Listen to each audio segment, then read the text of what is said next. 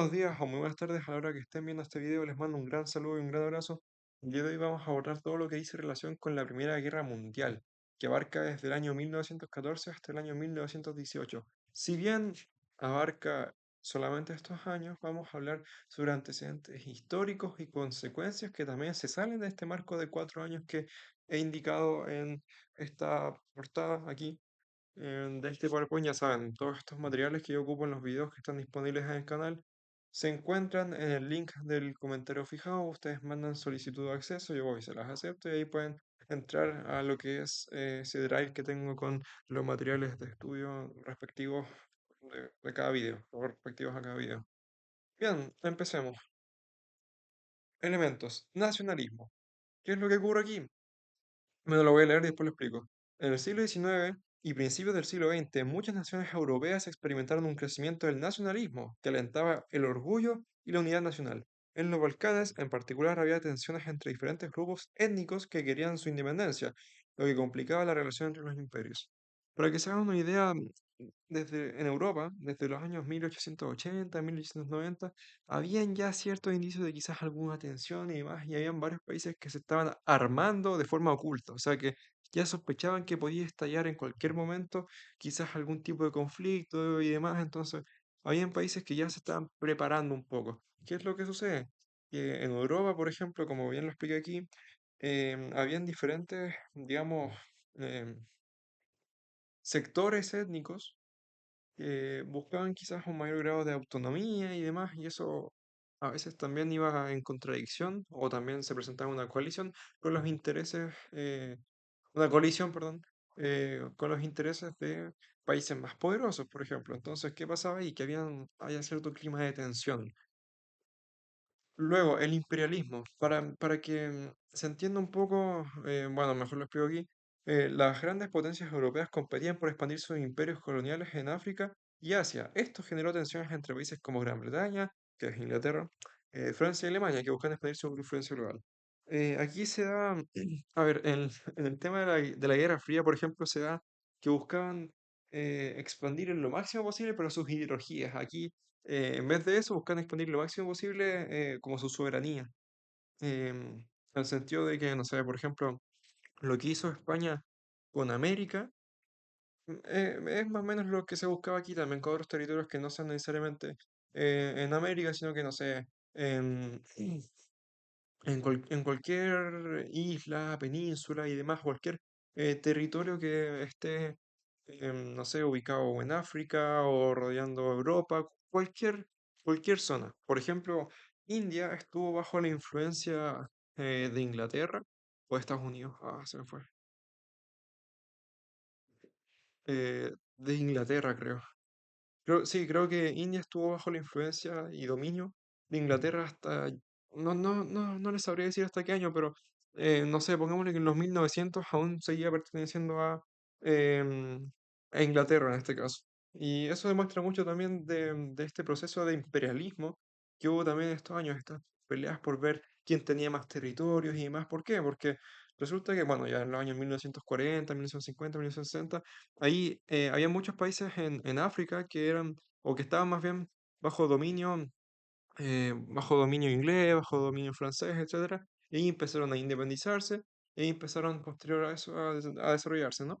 Pero lo cierto es que estos países buscaban em, expandir, digamos, sus áreas de conquista y de dominio, porque eso significaba también, aparte del prestigio y todo eso, ganancias económicas, porque muchas veces, sobre todo en África, se encontraban con países que tenían recursos bastante aprovechables para el comercio y que podrían significar también una hipotética ganancia para el reino o para el país en sí que estaba conquistando ese territorio.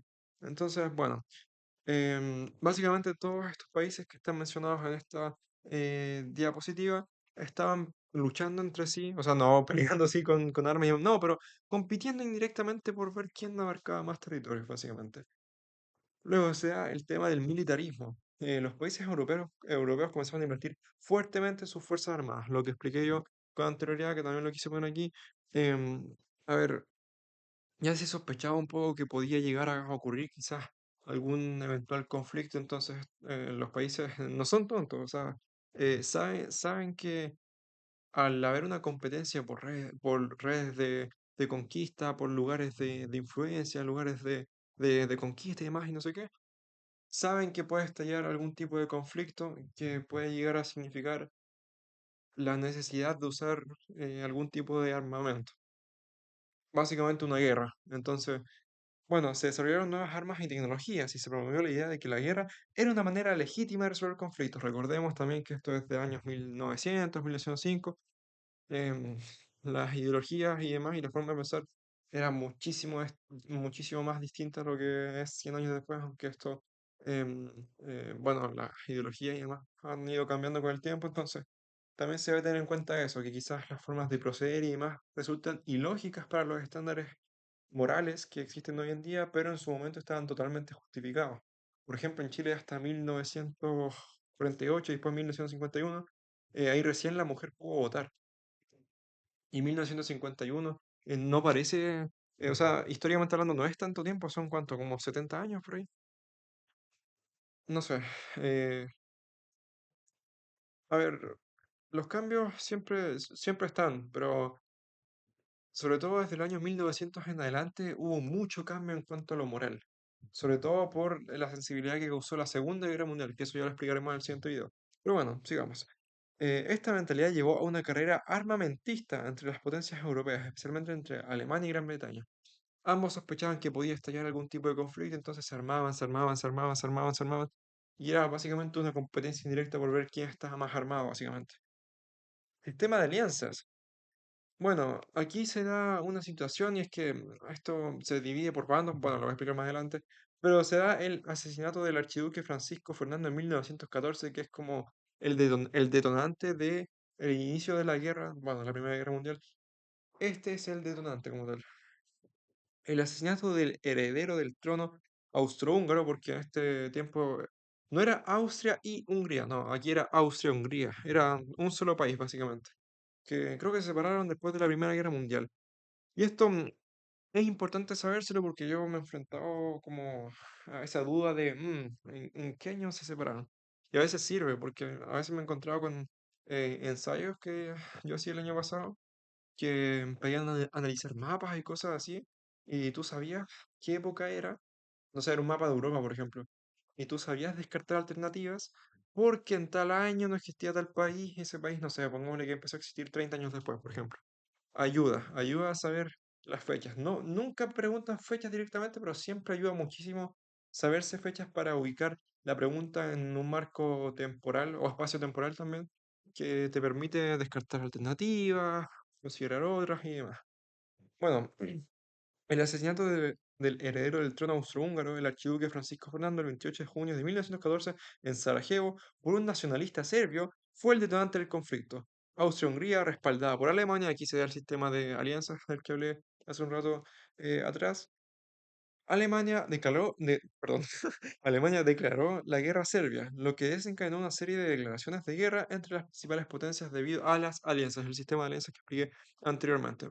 Al igual que en la Segunda Guerra Mundial, que es como la guerra como más emblemática, también habían bloques como de los aliados y demás, habían bloques, países que colaboraban entre sí. Aquí en la Primera Guerra Mundial también se dio eso. Lo que pasó en la Primera Guerra Mundial, ya para ser más concreto. El estallido de la guerra, el conflicto comenzó en agosto de 1914 cuando Alemania invadió Bélgica.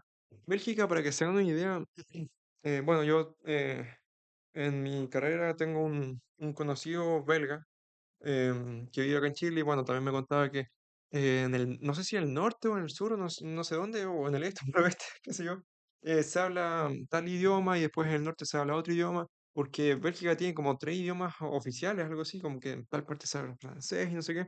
Y resulta que la geografía de Bélgica está como al medio de dos países. No sé si está al medio, o sea, está al medio entre Francia y Alemania, creo.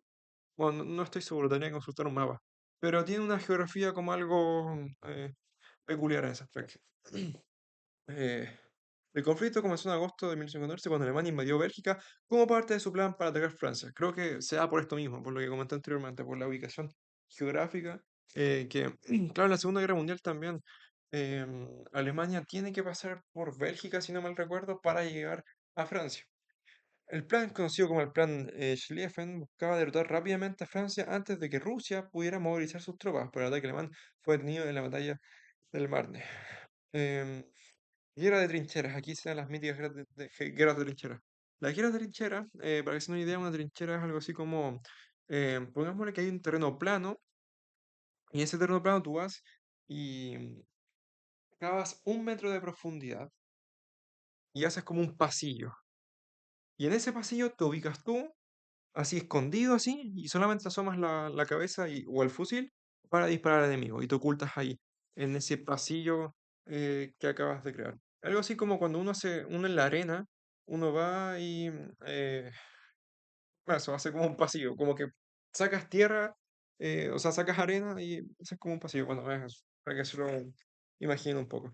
A partir de finales de 1914, en el frente occidental, principalmente en Francia y Bélgica, se estableció una guerra de trincheras. Ambos bandos cavaron sistemas de trincheras fortificados que se extendían desde el mar del norte hasta Suiza. Las condiciones eran miserables con enfermedades, hambre y constantes ataques. Claro, como estaban en asedio, estaban muy pendientes de ver qué hacía el enemigo. Muchas veces tenían que convivir con los cadáveres, con las ratas, con las enfermedades y demás.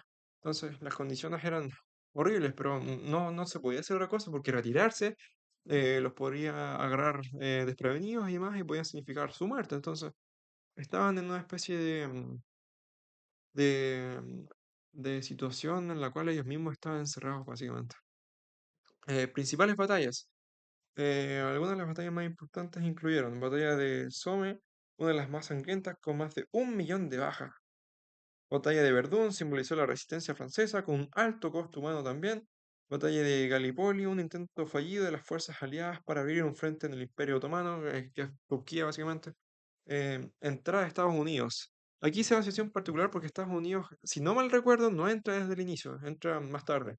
Estados Unidos se unió a la guerra de 1917 tras los ataques submarinos alemanes a barcos mercantes y la revelación del telegrama Zimmermann. En el ataque, Alemania prometía ayuda a México si se unía a la guerra contra Estados Unidos. La llegada de tropas frescas y recursos estadounidenses fue crucial para inclinar la balanza a favor de los aliados. Sí, Estados Unidos efectivamente se unió después, no se unió desde un inicio. En general, bueno, Estados Unidos después sí, en la Segunda Guerra Mundial Estados Unidos como que se empieza a movilizar más cuando sucede el ataque a Pearl Harbor, parte de Japón. Pero bueno, aún así en Estados Unidos ya en la Segunda Guerra Mundial tenía como un papel como más grande que el que tenía en la Primera Guerra Mundial. Y claro, y se incorporó mucho más tarde, ya en el último año de la guerra, cuando ya quizás se habían desenvuelto los conflictos más sangrientos en Europa. Colapso del frente oriental.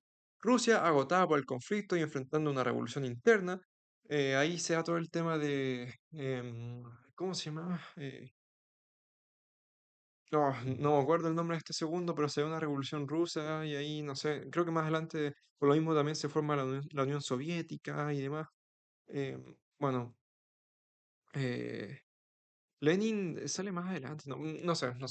Les hablaría de la Unión Soviética, pero conozco muy poco. O sea, antes, hace un año atrás conocía más, pero se me olvidó todo. Bueno, Rusia, agotada por el conflicto, enfrentó una revolución interna, firmó el Tratado de Brest-Litovsk. Sí, pasa que Rusia estaba aprendiendo resistencia hasta que internamente les estalló este conflicto del que estoy hablando aquí, y eso desestabilizó la lucha que estaban dando. O sea, tenían lucha externa y lucha interna, básicamente, entonces así no se podía mantener. Y bueno, esto permitió a Alemania concentrar sus fuerzas en el frente occidental, aunque ya era demasiado tarde para cambiar el rumbo. El final de la Primera Guerra Mundial. Ofensiva de los 100 días o ataque de los 100 días, como les acomode llamarlo. En el 1900, no, ¿cómo se dice? En 1918, eso. Estoy ciego, perdón. Las fuerzas aliadas lanzaron una serie de ofensivas que empujaron a las tropas alemanas fuera de Francia y Bélgica. Los ejércitos alemanes se agotaron y en el interior del país comenzó a haber disturbios. Muchas veces las medidas que toman los países generan un disturbio interno a menos que estén bajo un régimen totalitario. Por ejemplo, en el régimen, bueno, en el siguiente video yo no menciono directamente a ese hombre alemán de bigote chistoso, o sea, no era alemán, era austriaco. Yo no menciono el nombre de ese pintor austriaco porque creo que está prohibido. Así que voy, en todas las diapositivas lo pongo como el hombre de bigote chistoso, algo así. Ya, pero por ejemplo, en el régimen del hombre de bigote chistoso, ahí había muchas personas que apoyaban al régimen y ya, pero era porque era muy controlador y muy totalitario, y no sé, se quemaban libros, te expulsaban a los judíos y demás, y no sé qué. Entonces, había mucha represión en ese aspecto, mucha represión, y todos tenían un sentimiento bastante encontrado, porque quedaron... esto lo voy a explicar más adelante, perdón, me estoy adelantando. Eh, Armisticio 11 de noviembre de 1918. El 11 de noviembre de 1918, Alemania firmó un armisticio, es algo así como un acuerdo, con los aliados, poniendo fin a los combates en el frente occidental. Los líderes políticos alemanes reconocieron que la guerra era insostenible y aceptaron los términos de la rendición. Aquí, ¿qué es lo que pasa? Alemania tuvo que pagar un montón de dinero a los vencedores, a los ganadores, y eso significó también un aumento explosivo del descontento social en el pueblo alemán, que fue también una de las causas por las cuales se explica el fenómeno y el alza también de el hombre de bigote chistoso, porque claro, estaban resentidos los alemanes, estaban como con sentimientos encontrados de, perdimos la primera guerra, tuvimos que pagar un montón, no sé qué, el prestigio, el dinero, la hambruna y demás. Entonces llegó un líder que dijo, oye, yo voy a poner a Alemania donde se merece. Y vamos a curar venganza y vamos a hacer gigantes. Voy a traer a Alemania otra vez a lo más alto. Ahí hablaba del Reich, del Tercer Reich, algo así. Pero bueno, quería que Alemania reviviera, básicamente. Entonces, ese hombre del bigote chistoso recogió todas esas frustraciones personales que tenía el pueblo alemán y se convirtió en una especie de salvador, que iba a hacer que Alemania realmente fuera respetada. Entonces, por eso también se explica un poco el fenómeno del ascenso también de ese hombre de bigote chistoso y también se haga un caso paralelo en Italia con eh, cómo le puedo llamar? Porque no sé si su nombre está prohibido en YouTube. Eh, Benito Cafecini, ya. Así le voy a poner, ya. Benito Cafecini también tuvo un auge, digamos, pero él era más arraigado a, por ejemplo, eran distintos tipos de totalitarismo, en verdad. O sea, ellos convivieron, sí, pero igual el final de Benito es un poco sangriento, un poco películas pero bueno, se lo voy a contar en el video de la Segunda Guerra Mundial. Pero sí, básicamente también recogían como este sentimiento de, en Italia, Benito, recogió este sentimiento también de querer hacer Italia grande, de querer que realmente tenga un lugar y que sea respetada. Y eso también era una suerte de manifestación de lo que conocemos como el auge de los totalitarismos y demás. Y otra palabra que no sé si puedo mencionar por las políticas de YouTube, en Europa, que es tema de paz también. Consecuencias de la Primera Guerra Mundial. Desintegración de imperios. Imperio alemán, el Kaiser Guillermo II, abdicó y Alemania se convirtió en una república, la República Federal Alemana, se llama actualmente. Pero en ese año no sé si se llamaba así, la verdad. Imperio Austrohúngaro, lo que dije al inicio del video. Se desintegró y surgieron nuevos países como Austria, Hungría, Checoslovaquia y Yugoslavia. Yugoslavia que ya no existe actualmente, por cierto. Creo que se disolvió con la caída de la Unión Soviética en 1985, 87, 88. Es que cae el muro de Berlín y después se desintegra la Unión Soviética, creo. Creo que sí, no sé. Bueno, Imperio Otomano perdió gran parte de su territorio y eventualmente se transformó en la República de Turquía, lo que dije anteriormente. Cuando les hablen de Imperio Otomano, Turquía, para que se ubiquen como geográficamente. Imperio ruso. La Revolución Rusa de 1907 derrocó al zar y estableció un gobierno comunista, lo que dije anteriormente. Y después ya surgió el tema de la Unión Soviética y demás, que eso también lo voy a explicar en el video de la Segunda Guerra Mundial. Tratado de Versalles. El Tratado de Versalles fue el acuerdo de paz impuesto a Alemania. Las condiciones fueron severas para Alemania. Cláusula de culpabilidad. Alemania fue obligada a aceptar la responsabilidad de la guerra. Reparaciones. Alemania tuvo que pagar enormes sumas a los aliados, vale decir, a los vencedores. Desmilitarización. Alemania fue forzada a reducir su ejército y perder territorios como Alsacia y Lorena. Como digo, básicamente las condiciones que le habían impuesto a Alemania por perder la guerra y por rendirse, etcétera, fueron devastadoras para la economía, para la estabilidad, tanto política como social, como de cualquier aspecto que ustedes se puedan imaginar, de Alemania. Provocó un impacto enorme porque salieron demasiado perjudicados de la Primera Guerra Mundial y eso se convirtió en un descontento social, un sentimiento de revancha que fue recogido por el hombre de bigote chistoso. Cambios territoriales en Europa. Se crearon nuevos países en Europa del Este y los Balcanes, como Polonia, Estonia, Letonia y Lituania. También hubo cambios en las fronteras de Francia, Alemania y Austria-Hungría. Impacto económico y social. La guerra devastó la economía europea, causando inflación, deuda y una gran cantidad de desempleados. Además, casi 10 millones de soldados y civiles murieron, y millones más quedaron heridos o desplazados. Aquí hubo un avance muy importante en lo que es, por ejemplo, bueno, se daban mutilaciones y no sé si puedo hablar de esto por las políticas de YouTube, pero hay algunos documentales muy interesantes de cómo avanzó lo que es la medicina con el tema de la reconstrucción facial o de máscaras que cubrían esa parte que quedó desfigurada de los soldados. Ahí también se da lo que son los traumas postguerra y demás que sufren los soldados por esa constante presión que sufrieron en las batallas, en las trincheras y demás, síndromes de estrés postraumático, es decir, un montón de consecuencias mentales y físicas de los soldados que tuvieron que defender su país. Y eso también se dio en la Segunda Guerra Mundial y cualquier guerra en sí. Y claro, eso también deja un espacio a reflexión de lo destructiva que es una guerra en sí. O sea, mueren millones y millones y millones y millones de personas que muchas no tienen nada que ver con nada y aún así mueren porque les tocó y punto. Así de despiadada es la guerra en sí, para que lo tengan en cuenta. Sociedad de Naciones. Se creó la Sociedad de Naciones, una organización internacional destinada a mantener la paz, aunque resultó ineficaz, ya que no pudo evitar futuros conflictos, incluyendo la Segunda Guerra Mundial. Era algo así como un prototipo de la ONU, básicamente. Era como un boceto de la ONU. La ONU ya surgió después, muchos años después, en 1948, creo. Entonces esto era como un boceto, básicamente, como una versión beta de la ONU.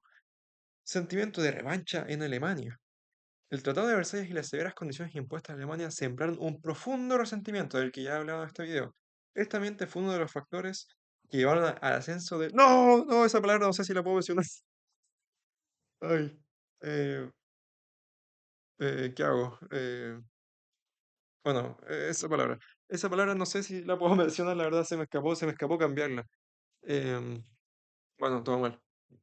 Espero que YouTube no me tire el video. Yo no quiero grabar todo esto de nuevo. No, no quiero. No quiero. Llevo todo el rato hablando. Em, pero nada, espero que YouTube no se enfade por mencionar esa palabra. Sí, esa ideología.